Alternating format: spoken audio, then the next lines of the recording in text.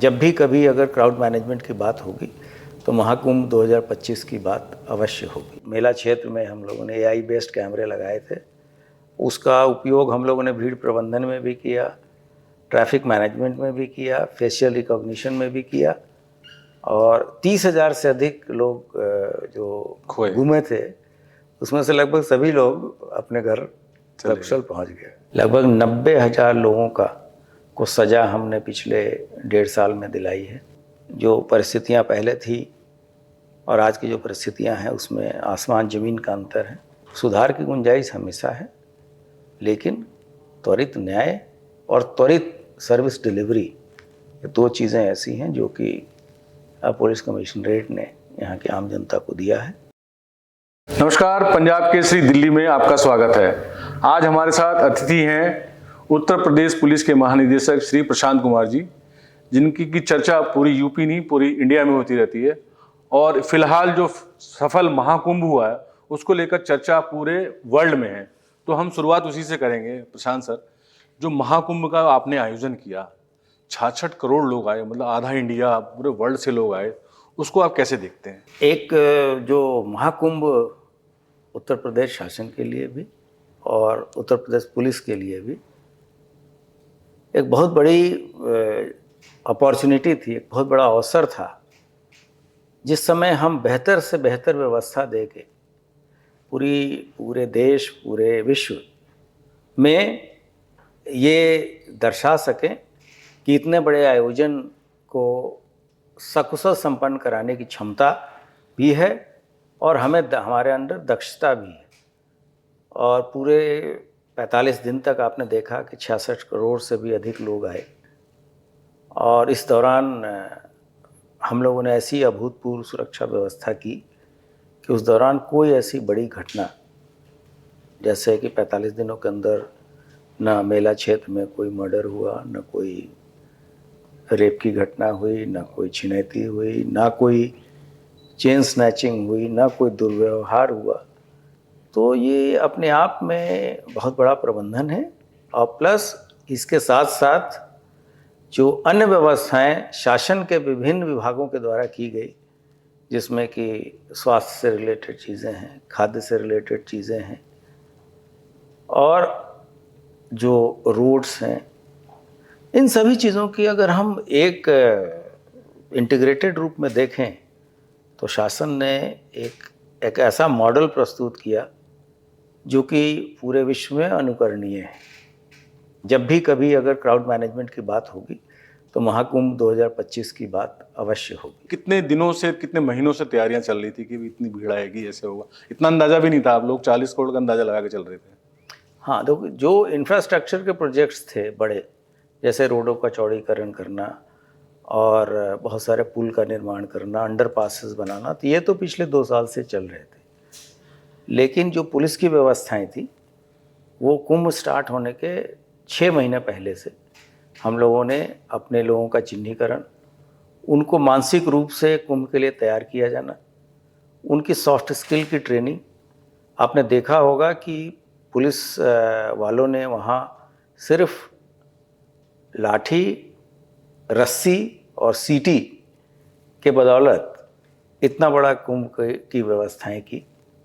Plus जो traffic का किस तरह से प्लानिंग होगी, कौन सा सर्कुलेशन एरिया होगा, अत्यधिक भीड़ हो जाने पे किस तरह से हम ट्रैफिक को डाइवर्ट करेंगे, इन सभी चीज़ों का रियल टाइम ग्राउंड पे इसका रिहर्सल किया जाना और लोगों का चिन्हीकरण करके उन जगहों पे उनकी ड्यूटी लगाया जाना, ये पिछले मतलब कुंभ शुरू होने के लगभग 6 महीने पहले से हम लोगों ने शुरू कर दी थी। सर, जैसे आपने डिजास्टर मैनेजमेंट से MBA भी किया है, तो वो अनुभव जो पढ़ाई वाला और उसके बाद जो फिजिकल अनुभव रहा इतने साल यूपी पुलिस का, फिर वो कितना आपके इसमें काम आया, क्योंकि इतना बड़ा मैनेजमेंट था? डिज़ास्टर आप सभी अवगत हैं कि इस दौरान जितनी भी एजेंसियां थीं केंद्र सरकार की, उनके साथ भी हमारा बहुत अच्छा समन्वय रहा, पूरा सहयोग रहा। हमारी अपनी भी स्टेट डिज़ास्टर रिस्पांस फोर्स है, plus national disaster response force है। इसके अलावा पैरामिलिट्री के लोग भी थे, आर्मी के भी लोग थे खुफिया एजेंसियां भी थी, हमारी जो स्पेशल यूनिट्स हैं जैसे एसटीएफ है, एटीएस है, जी। एक बहुत अच्छा integrated command and control system था जिसमें सभी लोग बैठ के रियल टाइम इंफॉर्मेशन शेयरिंग करते थे, और उसका ही ये परिणाम रहा कि इतना बड़ा आयोजन सकुशल संपन्न हुआ।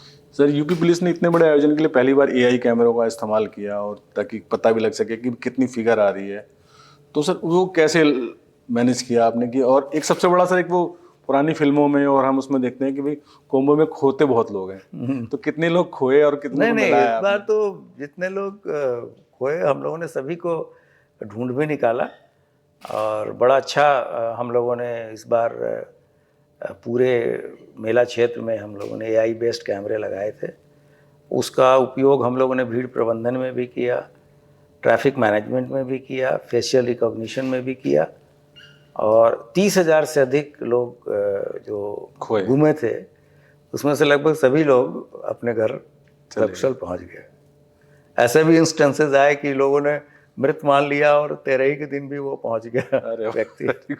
तो काफ़ी अच्छा, और पब्लिक का भी जो फीडबैक रहा और जो सेटिस्फैक्शन है वो काफ़ी खुशी देने वाली बात है कि हमने जो मेहनत की उसको लोगों ने रिकॉग्नाइज किया। सर, उसी से एक बात है कि जैसे काफ़ी संख्या में विदेशी भी हैं, देसी भी हैं, और टेररिज्म एक बहुत बड़ा चैलेंज था। लोगों को लगता था कि इतना बड़ा आयोजन है कि आसानी से कुछ ना कुछ कर जाएंगे। तो उस चुनौती को कैसे आप लोगों ने, चैलेंज को कैसे लिया? समय समय पर थ्रेट्स आ भी रहे थे, इस तरह की सूचनाएं मिल रही थी, लेकिन जो हमारा समन्वय था सभी एजेंसियों के साथ, और जो हमारे एआई बेस्ड कैमरास थे, हम लोगों ने उसमें कुछ क्रिमिनल्स और इस तरह के जो टेररिस्ट एलिमेंट्स हैं उनके भी फोटोग्राफ फीड कर रखे थे फॉर फेशियल रिकॉग्निशन। और आपने बाद में पढ़ा होगा कि हम लोगों ने एक बड़े टेररिस्ट को भी कुंभ के तुरंत बाद इंटरसेप्ट किया जी। और वो इस फिराक में था कि कोई बड़ी घटना कारित कर सके, और वो पंजाब से वांछित भी चल रहा था। तो सभी स्टेक होल्डर्स का बहुत सहयोग हम लोगों को इस दौरान मिला। सर, अब आए अब यूपी की जो कानून व्यवस्था है, जिस पे कि पहले बड़े उंगलियां उठती थी, हम उस पर नहीं जाएंगे, लेकिन जब से माननीय मुख्यमंत्री योगी जी आए और फिर आपने जो काम संभाला, बहुत बड़े बड़े गैंगस्टर्स के एनकाउंटर भी हुए और बहुत लोगों के बुलडोजर चलाए गए बदमाशों के घर पे। तो अभी आपके हिसाब से कितने कुछ गैंग वैंग सक्रिय हैं और उनके खिलाफ आप लोग क्या रणनीति अपना रहे हैं? देखिए, सरकार की जो अपराध और अपराधियों के प्रति जीरो टॉलरेंस की नीति है, और 2017 के बाद से अपराधियों पे, माफियाओं पे शिकंजा कसा गया। इस दौरान हमारे बहुत सारे जवान भी शहीद हुए।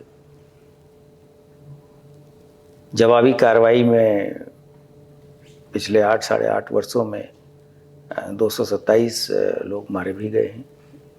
सबका अच्छा खासा क्रिमिनल इतिहास था। अरबों की प्रॉपर्टी हम लोगों ने गैंगस्टर एक्ट में सीज भी की। ऐसे भी माफियाज थे जिन्होंने सरकारी भूमि पे कब्जा कर रखा था, तो वैसे सारी भूमि खाली कराई गई और वहाँ जो भी इलीगल कंस्ट्रक्शन था उसको ध्वस्त कराया गया। प्रक्रिया जो थी उसको पूरी तरीके से अपनाते हुए लीगल तरीके से। और कुछ ऐसे भी एग्जाम्पल्स हैं जहाँ माफियाओं के द्वारा जो मुक्त कराई गई भूमि थी जी। उस पे विभिन्न योजनाओं के तहत आवास बना के गरीब लोगों को भी दिए गए। तो एक ओवरऑल एक ऐसा वातावरण दिया गया है, एक ऐसा इकोसिस्टम तैयार किया गया है जिसमें कि डेवलपमेंट और इंडस्ट्रियलाइजेशन बिना किसी भय के हो सके। और इसमें शासन का और माननीय मुख्यमंत्री जी का पूरा सहयोग और सपोर्ट हम लोगों को मिलता है, और बिना किसी दबाव के पुलिसिंग की जाती है यहाँ। और जो रिजल्ट्स हैं वो सबके सामने हैं। जैसे ईज़ ऑफ डूइंग बिजनेस में आज उत्तर प्रदेश देश के अग्रणी राज्यों में है। इन्वेस्टमेंट के हिसाब से देखें तो बहुत अच्छा इन्वेस्टमेंट यहाँ आ रहा है। तो इन्वेस्टमेंट अगर कहीं इस स्टेट में आता है तो उन्हीं स्टेटों में इन्वेस्टमेंट लोग करते हैं जहाँ कानून व्यवस्था की स्थिति अच्छी हो। और अगर आप जो NCRB के डाटा वगैरह देखेंगे तो उससे भी अपराध दर या जो विभिन्न मापदंड हैं उसमें सभी चीज़ें हमारे फेवर में हैं। सर, ये माना तो ये जाता है कि दूसरी बार जो योगी जी आए हैं वो उससे सबसे बड़ा फैक्टर यही था कि यूपी में कानून का राज हुआ। उससे पहले तो ये होता था माफिया जो भी होते थे किसी भी स्टेट में क्राइम करते थे, उनको लगता है यूपी बहुत अच्छा शेल्टर है, यहाँ पे ले सकते हैं। यहाँ की सीमाएं राजस्थान से, हरियाणा से, मध्य प्रदेश से सबसे लगती रहती हैं। तो सर कई इंटरस्टेट गैंग्स भी होते हैं, उन पे किस तरह से आप लोगों ने नकेल कसी? देखिए, हमारी सीमाएं 9 राज्यों से मिलती हैं। इसके अलावा हमारे पास लगभग 550 किलोमीटर की इंटरनेशनल बॉर्डर भी है नेपाल से। तो इंटरनेशनल बॉर्डर है, वो भी पोरस बॉर्डर है, उस पर कोई बाउंड्री नहीं है। जी। प्लस अन्य जो राज्य हैं उनसे भी लंबी सीमा है। केवल एक हिमाचल प्रदेश एक ऐसा राज्य है जिससे बहुत छोटी सी एक सीमा हमें मिलती है। तो इन सभी बॉर्डर स्टेट के बारे में भी हमारे अपने स्कीम्स हैं, वहाँ की क्या चैलेंजेस हैं। जैसे अगर नेपाल बॉर्डर पर देखें तो वहाँ की चैलेंजेस और झारखंड राज्य के साथ जो हमारा बॉर्डर है वो दोनों इंटरली डिफरेंट हैं। तो जगह विशेष के लिए कार्य योजना बना के हम काम करते हैं। हमारे यहाँ अब कोई बड़ा माफिया जो है, जो वो उस तरह के कोई माफिया अब है नहीं। लेकिन बड़े माफिया जो या तो जेल में हैं, कन्विक्टेड हो गए, या उनके कुछ लोग बदमाश मारे भी गए। अब उनके स्प्लिंटर्स गैंग हैं जो कि छोटी मोटी चीज़ें करते हैं, उस पर लगातार नज़र है। 10 गैंगों का भी टोटल उन्मूलन किया जा चुका है। अब हम कहें तो 10 मुक्त प्रदेश भी है, जबकि यहाँ पिछले कई दशकों तक 10 गैंगों का बहुत बड़ा प्रभाव रहा है। विशेषकर जो चंबल के इलाके हैं, हमारे जो बुंदेलखंड के इलाके हैं। लेकिन अब हमने ऐसे सभी मेजर गैंग्स को एलिमिनेट कर दिया है और सभी लोग बहुत अमन चैन के साथ रूरल एरिया में रहते हैं। और अगर आप सर्वे करें तो रात्रि में भी महिलाएं बहुत आराम से खेती के कार्यों से तथा अन्य कार्यों से भी निकलती हैं, कोई दिक्कत नहीं है। पूरे देश में महिलाओं के बारे में जो अपराधों में जो कन्विक्शन की स्थिति है, उत्तर प्रदेश नंबर 1 पर है। सबसे ज़्यादा सजाएं हम ऐसे केसेस में जो कि महिलाओं और बच्चों से हमारे प्रयास से किए जा रहे हैं। लगभग 90,000 लोगों को सज़ा हमने पिछले 1.5 साल में दिलाई है, जिसमें 60 से अधिक मृत्युदंड की सजाएं हैं। हमारे यहाँ जो नियुक्तियाँ होती हैं उसमें पूरी पारदर्शिता है। भर्तियाँ जो होती हैं उसमें भी पूरी पारदर्शिता है। 1,56,000 से अधिक लोगों की सीधी भर्ती हमने पिछले कुछ सालों में की है। हाल ही में हम लोगों ने 60,000 से अधिक लोगों की भर्ती की, पूरी पारदर्शी तरीके से। और वो सारे लड़के बहुत जल्दी विभाग में ज्वाइन करने वाले हैं। उनका मेडिकल टेस्ट चल रहा है। और उत्तर प्रदेश विश्व का सबसे बड़ा सिविल पुलिस बल है जी। और यहाँ चीज़ें नियम कानून और विभागीय निर्देशों के अनुसार ही चलती है। सर एक चीज़ जो मैं खुद जानना चाहता हूँ, मैं बनारस से बिलोंग करता हूँ, रहता दिल्ली में हूँ, कि यही यूपी पुलिस पहले भी थी, यही यूपी पुलिस अब भी है।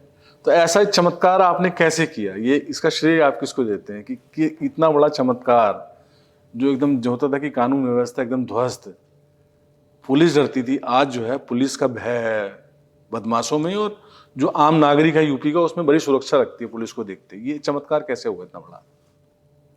सबसे बड़ा श्रेय तो सरकार और माननीय मुख्यमंत्री को जाता है, जिन्होंने ऐसी इच्छा शक्ति दिखाई, और उसके बाद से पूरे हमारी टीम को जाता है, हर एक जवान को जाता है जिसने इतने बड़े यज्ञ में अपनी आहुति दी। जो परिस्थितियां पहले थी और आज की जो परिस्थितियां हैं उसमें आसमान ज़मीन का अंतर है, और सरकार की जो नीतियां हैं, निर्देश हैं, और जो राजनीतिक इच्छा शक्ति है, ये गेम चेंजर। प्लस जो हमारे, अगर आप किसी को मेरिट के आधार पे नियुक्ति देंगे या मेरिट के आधार पे भर्ती करेंगे तो उसमें भी काम करने का और उसमें कुछ अच्छा करने का जज्बा रहता है, और जब सही लोग सही जगह पे लगाए जाते हैं तो परिणाम अच्छे ही होते हैं। अच्छा, अभी सर नए जो आईपीएस आ रहे हैं और अधिकारी आ रहे हैं, क्योंकि अब देश में मोदी जी का युग है और यूपी में जो है योगी जी का युग है, तो उसको आप क्या ऐसे जो उनको क्या मैसेज देना चाहते हैं कि जो युवा आ रहे हैं, चाहे वो सिपाही हों चाहे वो आईपीएस अधिकारी हों?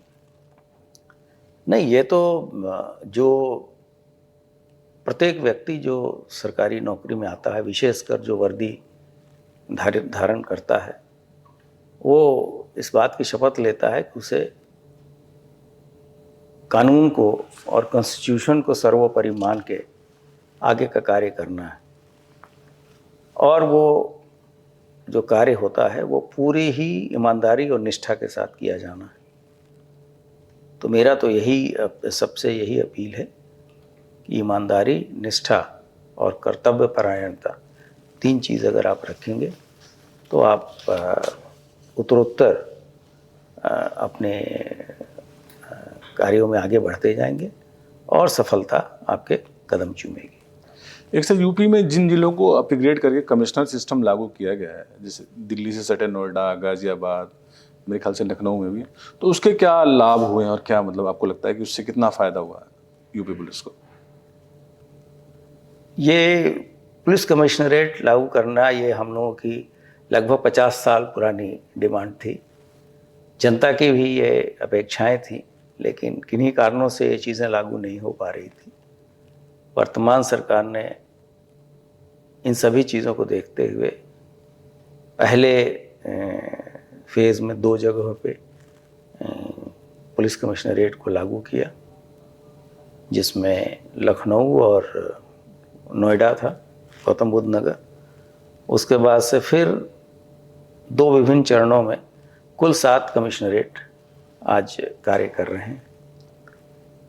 वहाँ जब कमिश्नरेट होने के कारण एक तो ऑफिसर ओरिएंटेड पुलिसिंग होती है, अधिकारियों ऑफिसर्स की संख्या ज़्यादा होती है, और बहुत सारी चीज़ें छोटी मोटी जो लोगों को इधर उधर ज़्यादा दौड़ना पड़ता है, वो पुलिस के माध्यम से ही चीज़ें हो जाती हैं। इससे सेटिस्फैक्शन लेवल भी पब्लिक का बढ़ता है। हम लोगों ने अपने पुलिस कमिश्नरेट का 3rd पार्टी ऑडिट भी कराया है, और 3rd पार्टी ऑडिट में जो चीज़ें निकल के आई हैं कि पब्लिक का सेटिस्फैक्शन जो पुलिस कार्यों में है वो काफ़ी अच्छा है, और अभी हमें और भी बहुत सारी चीज़ें हमारे द्वारा की जानी हैं, क्योंकि लॉ एंड ऑर्डर एक ऐसा सब्जेक्ट है कि जिसमें कभी ऐसा नहीं होता कि अब चीज़ें पूर्ण विराम लग गया और ये एक लेवल पे, ऐसे लेवल पे पहुंच गया जहां पर सुधार की गुंजाइश नहीं हो। सुधार की गुंजाइश हमेशा है, लेकिन त्वरित न्याय और त्वरित सर्विस डिलीवरी, ये 2 चीज़ें ऐसी हैं जो कि पुलिस कमिश्नरेट ने यहाँ की आम जनता को दिया है, और यही कारण है कि धीरे धीरे बड़े शहरों में सरकार पुलिस कमिश्नरी की तरफ जा रही है।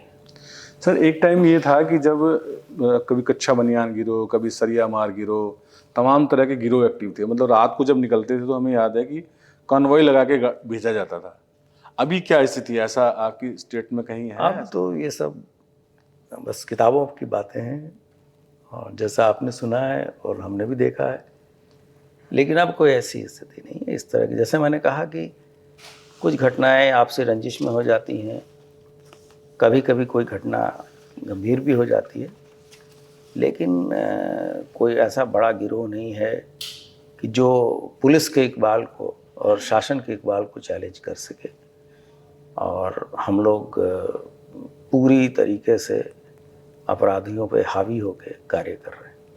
सर, एक जैसे यूपी इतना बड़ा स्टेट है, सबसे ज़्यादा पूरे इंडिया में यहाँ पे जनसंख्या है, तो बड़ा भी है, तो सर कहीं चौकी है, थाना उससे 10 किलोमीटर दूर है, स्टाफ भी कम है, तो इस पे आप कैसे देखते हैं कि मतलब मैन पावर कम है? नहीं, देखिए, मैन पावर अगर आप देखें तो आज के डेट में 4.25 लाख की मैन पावर है और हम लोग करीब 3.5 लाख लोग हैं। कुछ लोगों की भर्तियां फिर से चल रही हैं, लेकिन वर्तमान नियतन के हिसाब से भी 2017 में करीब 2 लाख लोग ही थे। तो जो एक तो पुलिस पब्लिक रेशियो पहले ही कम था और जो सैंक्शन स्टाफ था उसमें भी पूरी तरीके से लोग उपलब्ध नहीं थे। तो सैंक्शन के हिसाब से अगर देखा जाए तो आज उत्तर प्रदेश काफ़ी अच्छी स्थिति में है। हमारे जितने दूर दराज के थाने चौकियां हैं उस पर पर्याप्त पुलिस बल उपलब्ध है। लेकिन जैसा कि मैंने कहा कि ये संख्या अगर हम यूनाइटेड नेशंस के या BPRND के मानक देखें तो और अधिक होना चाहिए, तो जिसमें सरकार धीरे धीरे इन चीज़ों को भी नफरी भी बढ़ा रही है, सैंक्शन को भी बढ़ा रही है। और चूँकि एक बार में सारी नियुक्ति किया जाना संभव नहीं है और उसके बाद उसको ट्रेनिंग देना, लेकिन हम लोगों ने सबसे बड़ी भारत की भर्ती जो है अभी हाल ही में 60,000 की संपन्न कराई है और आने वाले समय में और भी भर्तियां की जाएंगी। सर, भर्ती से आया है कि कई बार भर्ती प्रक्रिया होती है, पेपर भी लीक हो जाते हैं, फिर भर्ती निरस्त भी होती है, तो उसको फुल प्रूफ करने के लिए क्या आप लोगों ने एक्शन लिया है? नहीं, देख, पूरी शुचितापूर्ण तरीके से भर्ती कराया जाना एक सरकार की जो है नीति है।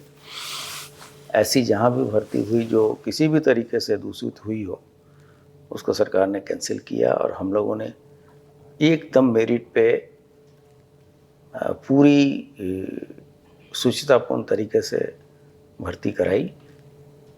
और सारे ऐसे गैंग्स तथा पूरे भर्ती प्रक्रिया में भी हम लोगों ने AI का इस्तेमाल किया और भर्ती बोर्ड को इसकी पूरी आज़ादी दी कि भर्तियां सही तरीके से की जाए और उसके अच्छे परिणाम आए। सर, जैसे कई हमने वीडियोस भी देखे कि जो बदमाश है, अगर उन्होंने कोई वारदात की तो उसके बाद वो खुद ही बोर्ड लेके चले आ रहे हैं कि जी हमें सरेंडर कर लो। और पहले ऐसा होता था कि मतलब बदमाशों का राज चलता था, पुलिस भी बल्कि उनको सट के निकल जाती थी। तो इतना बड़ा ये जो परिवर्तन है, इसका श्रेय तो नहीं, मैं तो कहूँगा कि ये कानून का भय है और उनको लगता है कि अगर हम कोई क्राइम करेंगे तो हम कानून की गिरफ्त में ज़रूर आएंगे। और उनको अगर सेल्फ रियलाइजेशन है कि हमने कोई गलती की है तो पुलिस में आते हैं, पुलिस फिर कानूनी तरीके से कार्रवाइयाँ करती है। एक सर, जो एक तो पुलिस बल को आप अपनी तरफ से एक मैसेज क्या देना चाहेंगे, जो यूपी पुलिस है या और भी स्टेट की पुलिस है जो आपका इंटरव्यू पढ़ेगी और देखेगी? नहीं, मैं यूपी पुलिस के बारे में तो मैं यही कहूँगा कि मुझे गर्व है कि मैं एक ऐसे बहादुर फोर्स को लीड करता हूँ जिन्होंने पिछले 8 साढ़े 8 वर्षों में पूरी काया पलट की और एक ऐसा परसेप्शन क्रिएट किया जिसके हिसाब से यूपी पुलिस का एक अपना कार्य करने का मॉडल पूरे देश में इस्टेब्लिश हुआ है। और पूरे देश के सभी वर्दीधारियों से मैं ये अपेक्षा करूँगा कि आप सभी लोग पूरे ईमानदारी, निष्ठा और कर्तव्यपरायणता के साथ कार्य करें और संविधान की जो शपथ हम लोगों ने ली है उसको चरितार्थ करें। एक सर, जो यूपी की तरफ आके या यूपी की तरफ में यूपी में घुस के जो अपराध करना चाहते हैं, जो माफिया हैं, उनको क्या चेतावनी देंगे आप? नहीं, मैं तो यही कहूँगा कि अपराध अगर आप कहीं भी करेंगे, प्रत्येक प्रदेश की पुलिस आजकल पूरी तरीके से दक्ष है और सक्षम है। लेकिन उत्तर प्रदेश में अगर कोई आके शरण लेगा तो आपने देखा होगा कि पंजाब से कुछ टेररिस्ट आए थे और पीलीभीत जिलों में लाइव इनकाउंटर हुआ और उसमें 3 टेररिस्ट मारे भी गए थे। वो लोग पंजाब में जो चौकियों पे ग्रेनेड फेंके जा रहे थे उस चीज़ों में वांछित थे।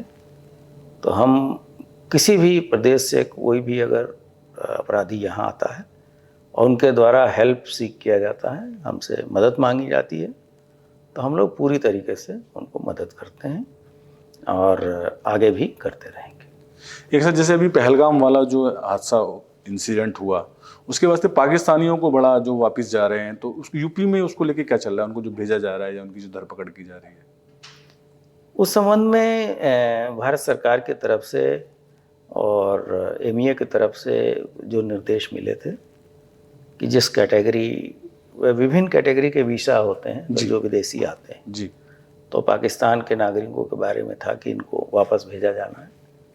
तो सभी व्यक्ति जो ऐसे कैटेगरी में थे जिनको वापस जाना था, हमने निर्धारित समय पर उनको वापस कर दिया है। तथा जो अन्य कैटेगरी के लोग हैं उसका भी हम पुनः सर्वे कर रहे हैं, उसके डेटा को और अपडेट कर रहे हैं, जिससे कि हमारे पास अद्यावधि या करेंट स्टेटस उनका उपलब्ध रहे। मिल जाए। मतलब ऐसी कुछ फिगर होगी सर, कितने लोगों को वापस भेजा गया है? नहीं, वो जो कैटेगरीज थी हमने सबको वापस कर दिया। हमने सभी मीडिया के साथ इसको शेयर भी किया।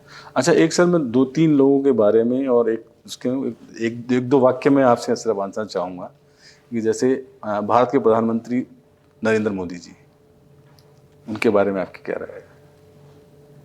नहीं, प्रधानमंत्री के तौर पे तो ये तो गर्व की बात है कि ऐसे लोग हैं। अमूमन हम लोग व्यक्ति विशेष के बारे में टिप्पणियां नहीं करते हैं क्योंकि बाद में लोग उसके पॉलिटिकल मीनिंग्स निकालते हैं। लेकिन वर्तमान में इस तरह का नेतृत्व जो मिला है उससे देश का भी गौरव बढ़ा है और हमारे प्रदेश में भी वैसा ही नेतृत्व है। जी, अगला मेरा क्वेश्चन है योगी जी के बारे में। हाँ जी, उन्होंने बहुत ही, हमने देखा कि क्राइसिस के समय में जिस तरह का नेतृत्व उन्होंने दिया और गाइडेंस दिया, उससे हम लोगों ने काफ़ी बेहतर प्रदर्शन किया। और सर, देश की जो सर्वश्रेष्ठ पुलिस है वो कौन सी है आपके हिसाब से? नहीं, हमारे हिसाब से तो उत्तर प्रदेश पुलिस ही है, क्योंकि हम सबसे बड़े जनसंख्या को कैटर करते हैं और लगातार आपने देखा होगा कि पिछले 8.5 वर्षों में किसी भी तरह के सांप्रदायिक दंगे इत्यादि नहीं हुए। तो परफॉर्मेंस वाइज तो सबसे अच्छा है और मैं भाग्यशाली हूँ कि ऐसे बल को, पुलिस बल को नेतृत्व प्रदान करने की का अवसर मुझे मिला है और एक टीम वर्क के रूप में हम लोग कार्य करते हैं और इस टीम वर्क के कारण ही इस तरह के रिजल्ट्स सामने आए हैं। सर, आजकल फिटनेस पे बड़ा जोर दिया जा रहा है, तो मेरा लास्ट क्वेश्चन यही है कि आप लोग 24 घंटे 48 घंटे की ड्यूटी देते हैं, ऐसे में अपने आप को फिट कैसे रखते हैं?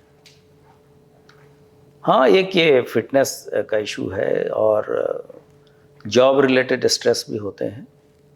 तो कुछ सिविल पुलिस की वर्किंग ऐसी है जिसमें लंबे समय तक कार्य करना पड़ता है। फिर भी इस बीच में जो लोग समय निकाल के अपने स्वास्थ्य पर ध्यान देते हैं तो उसके लिए प्रयत्न करना पड़ता है। वैसे हम लोग के यहाँ भी रेगुलर परेड्स इत्यादि फील्ड्स में होते हैं। इसके अलावा समय समय पे हम लोग हेल्थ चेकअप, योगा कैंप इत्यादि भी प्रत्येक ऑफिसेज में या अपने जिलों में चलाते रहते हैं। अच्छा, एक सर लास्ट मेरे मन में जो सवाल है, ये जो अभी मैं कभी भी आपका नाम भी किसी से लेता था यूपी में या दिल्ली में, तो बोलते अच्छा वो मूंछों वाले, तो सर ये मूंछों का क्या कर रहा है? ये तो कोई ऐसी बात नहीं है और ये तो नहीं, आपकी पहचान है सर ये? नहीं, ये चीज़ें आदमी के तो पहचान उसका कार्य होता है और इन सब चीज़ों का कोई बहुत ज़्यादा नहीं है। तो ये थे हमारे साथ उत्तर प्रदेश पुलिस के महानिदेशक प्रशांत कुमार जी, जिन्होंने बड़ी बेबाकी से बात रखी और बताया कि किस तरह से इतना बड़ा महाकुंभ, इतने बड़े आयोजन को यूपी पुलिस ने किया, जो कि वर्ल्ड में आज गिना जा रहा है, जिसकी वर्ल्ड में आज शान बनी है। कैमरा पर्सन नीरज के साथ सत्येंद्र त्रिपाठी, लखनऊ, पंजाब केसरी।